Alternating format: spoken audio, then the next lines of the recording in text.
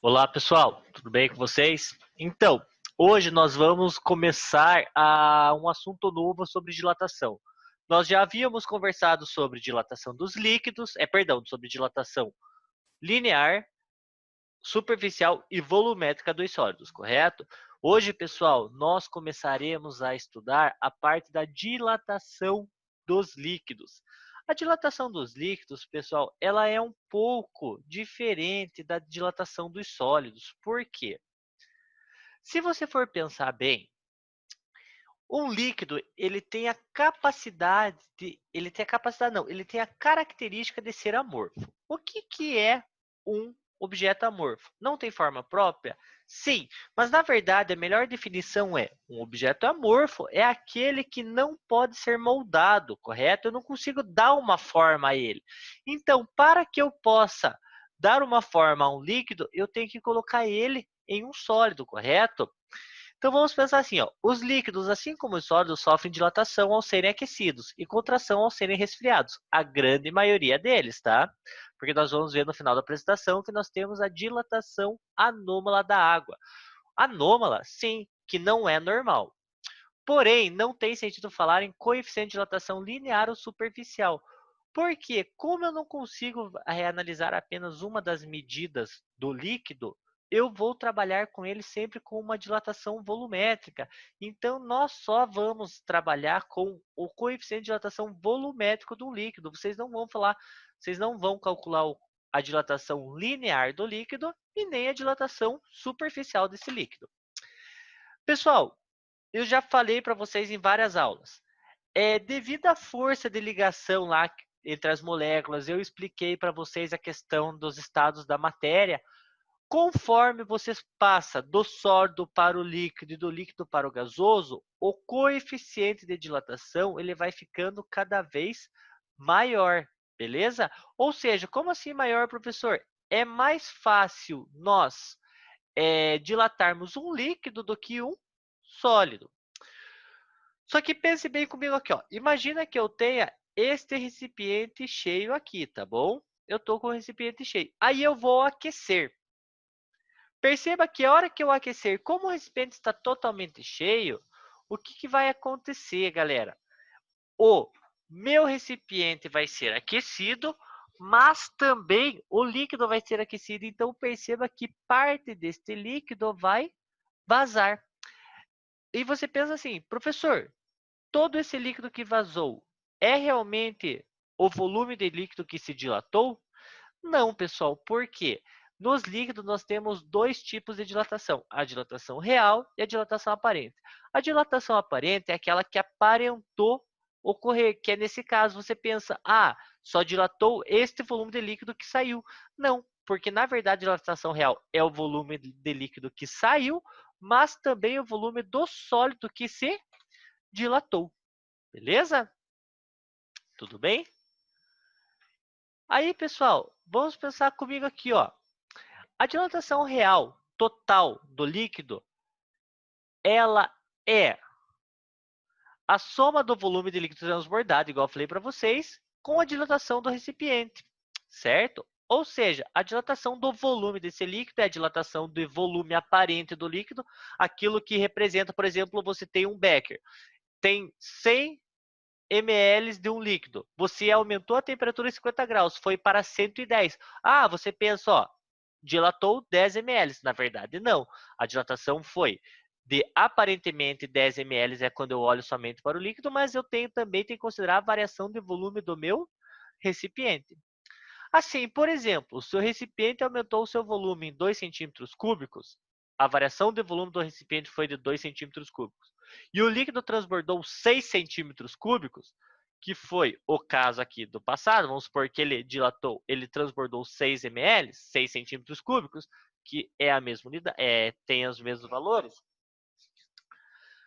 A dilatação aparente foi de 6, a dilatação do recipiente foi de 2. Concluímos que a dilatação real, que é aquela do recipiente e do líquido, foram 8 centímetros cúbicos, beleza? E como que você calcula a dilatação de volume de um líquido? Simples, a dilatação do volume do líquido é igual ao volume inicial do líquido vezes o coeficiente de dilatação do líquido vezes a variação de temperatura. A dilatação do volume do recipiente é igual ao volume inicial do recipiente vezes o coeficiente de dilatação volumétrico do recipiente vezes a variação de temperatura desse recipiente. Galera, cuidado, é muito comum em algumas situações os exercícios fornecer para você dilatação linear de algum sólido, dilatação superficial de algum sólido, mas para trabalhar com volume, você tem que transformar para dilatação volumétrica, tá bom? E se o recipiente não estiver vazio, professor? Perdão, não estiver totalmente cheio, então quer dizer que ele não vai sofrer a dilatação real ou a dilatação aparente? Não, galera. A única coisa é que a dilatação aparente, por exemplo, igual aqui nesse caso, eu não consigo observar ela. Somente eu não consigo observar ela extravasando o líquido. Ó, perceba que houve a dilatação do líquido, foi para, por exemplo, de 100 para 180 mililitros, mas também o recipiente se dilatou. Mesmo esquema sempre, tá bom? Agora nós vamos chegar na parte da água. A água e o seu comportamento anômalo. Vamos fazer uma experiênciazinha simples aqui, ó. O que acontece? A temperatura, quando estava a 0 graus Celsius, esse recipiente, a água estava nesse volume.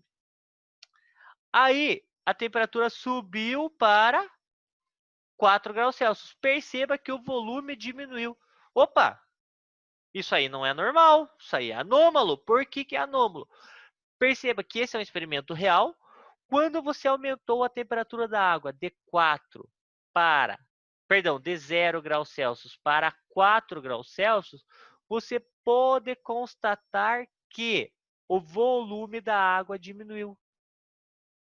Ué, mas por quê? Porque a água tem uma dilatação anômala de 0 a 4 graus Celsius, que todo o material ele se dilata, a água se contrai.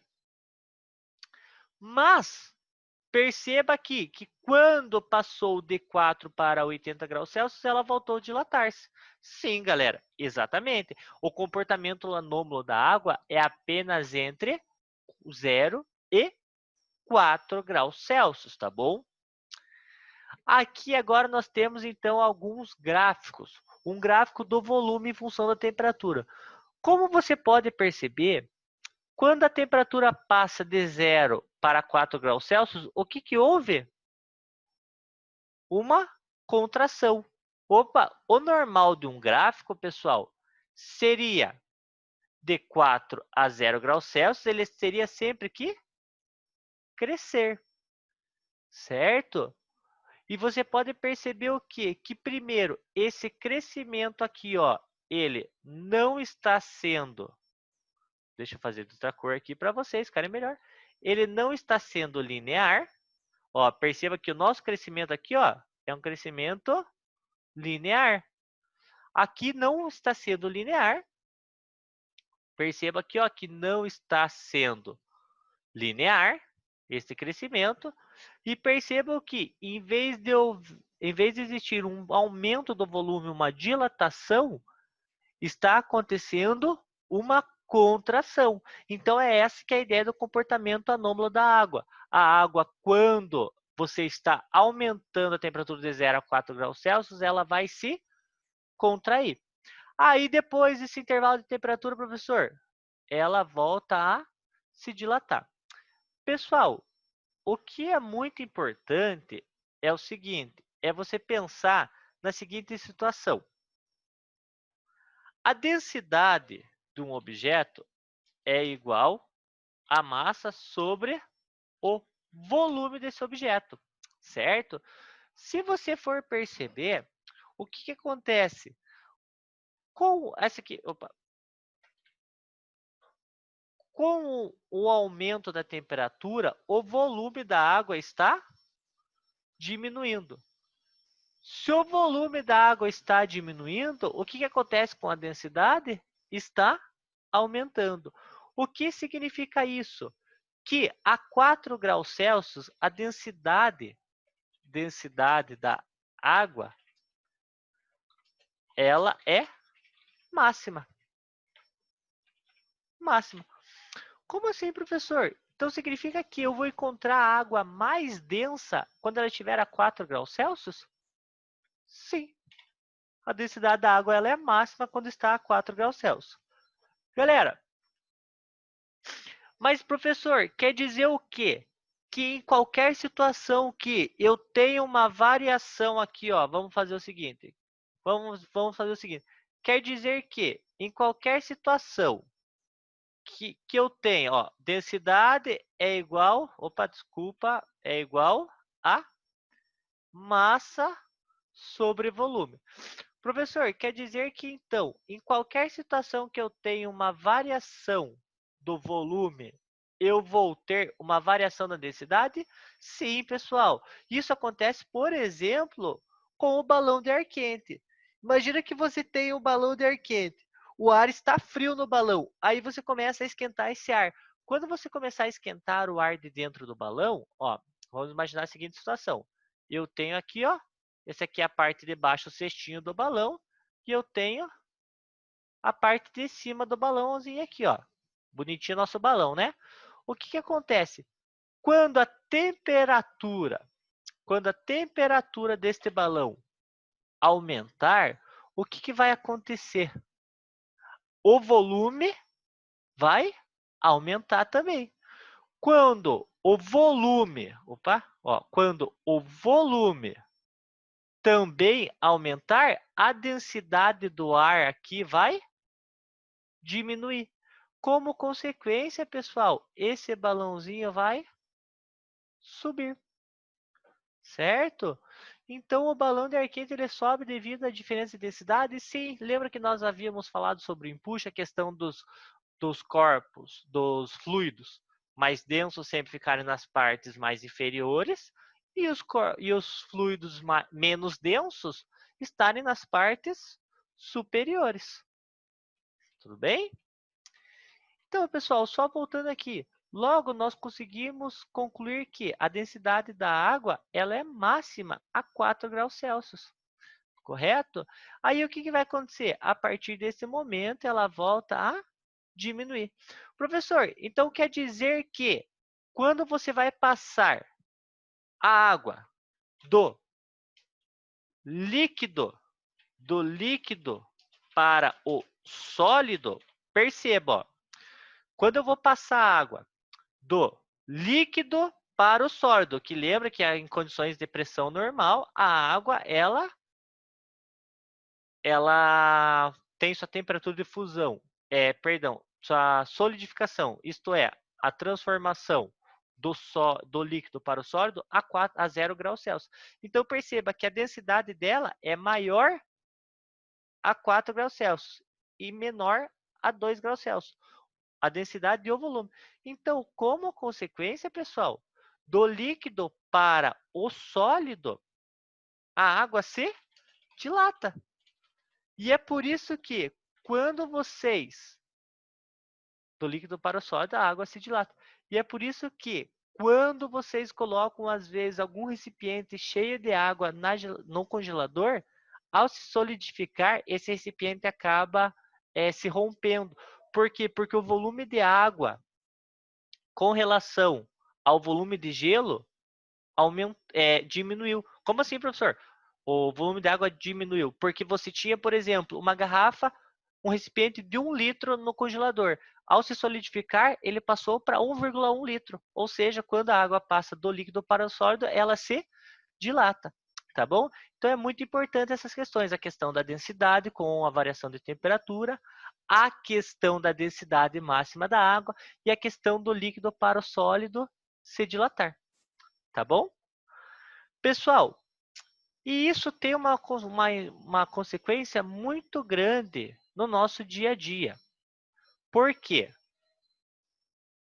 O que acontece, galera? Pessoal, só continuando aqui que tinha dado um errinho aqui. Então, quando a temperatura de certa quantidade de água aumenta a partir de 0 graus Celsius, ocorrem dois efeitos que se opõem à manifestação macroscópica. Ou seja, por que é essa dilatação anômala agora? Vamos pensar. A maior agitação térmica, isto é, a maior temperatura, produz um aumento na distância entre as moléculas, o que se traduz por um aumento de volume, que é a dilatação que nós havíamos falado. Mas, como as moléculas de água elas possuem pontes de hidrogênio, elas já têm esse afastamento. E quando ocorre um rompimento das pontes de hidrogênio, que é devido à dilatação, na nova situação de equilíbrio, as moléculas se aproximam umas das outras, o que se traduz por uma diminuição de volume. Ou seja, quando você quebra as ligações entre duas moléculas na fusão, que é da passagem do líquido, do sólido para o líquido, vai acontecer o quê? Quebra as pontes de hidrogênio e nessa nova configuração as moléculas de água vão se aproximar. Por isso que é uma dilatação anômala, certo? Ambos os efeitos estão sempre ocorrendo, a predominância de um ou outro é que vai acarretar dilatação ou contração da água. Daí podemos concluir que de 0 a 4 graus Celsius predomina o segundo efeito, rompimento das pontes de hidrogênio, acarretando a contração da água. No aquecimento acima de 4 graus Celsius, o efeito predominante passa a ser o primeiro, que é o aumento das distâncias entre as moléculas e a dilatação, como nós já conhecemos. Isso afeta, galera, o congelamento de lagos e mares. Em regiões muito frias, com invernos rigorosos, observa-se que os lagos têm sua superfície congelada, mas a água no fundo permanece no estado líquido, com temperatura entre 0 e 4 graus Celsius. Por que, galera, que vai acontecer isso? Pensa comigo. Quando é a temperatura ambiente aqui, ó, chegar a próximo a 4 graus Celsius, ela vai estar na dilatação máxima. Então, as moléculas de água a 4 graus Celsius vão descer e todas as outras moléculas vão subir. Então, aqui, a água vai estar mais fria que na parte de baixo. E ela vai congelar essa camada superior, vai congelar a superfície do lago. Como consequência, pessoal, o gelo ele é um péssimo condutor de calor, ele é um isolante térmico. Então, o que vai acontecer? Vai formar uma barreira aqui contra a diminuição de temperatura. Então, a parte de baixo vai ficar 4 graus Celsius e a parte de cima vai congelar. Por isso que você não congela as partes próximas ao fundo, né? De lagos e mares e entre outros lugares que tem inverno rigoroso. Com isso, galera, você tem uma predominação, perdão, que palavra feia que eu errei, uma predominância da vida marinha nesses lugares, certo? Da vida aquática. É o que eu falo, que coincidência, né? Uma temperatura que, para sobreviver, o ambiente teria que estar. E devido à ligação da água, isso acontece. É o que a gente fala, é a natureza se moldando à perfeição. Tudo bem? Pessoal, eu espero que vocês tenham conseguido compreender, tá? Espero que vocês tenham conseguido entender a aula de hoje. Aí nas próximas aulas eu vou passar alguns exercícios sobre dilatação, tudo bem?